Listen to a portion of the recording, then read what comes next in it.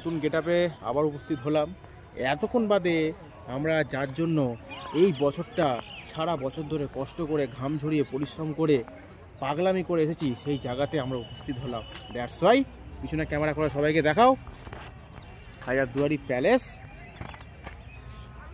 এবং বিশেষ আকর্ষণ তো এই হচ্ছে হলুদ বাড়িটা, যেটা দেখার জন্য কত বিদেশ থেকে কত লোক এখানটায় আসে।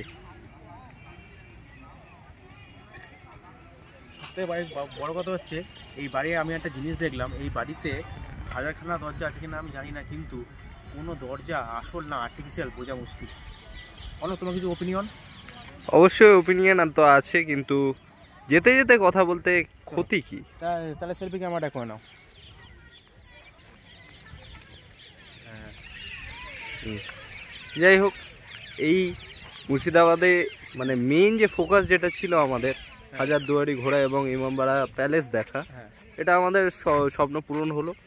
আর সামনে যদি নিতে চাই এদিকে ঘোরাও। এটা একটা ক্যানন বলতে গেলে একটা কামান। তুমি নাকি ওই কামানটা আবিষ্কার করেছিলে? হয়তো তুমি আমায় আইডিয়া দিয়েছিলে সেই জন্য। হ্যাঁ, এবার এদিকে ঘোরাও। বিশেষ আকর্ষণ তো হচ্ছে আমাদের এইটা নাও 3।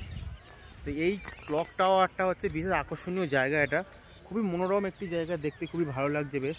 তো এখানটা আমরা কিছু ফটোগ্রাফির অ্যাক্টিভিটি করে নিই, দেন তারপর আবার আমরা শুরু করছি আমাদের জার্নিটি।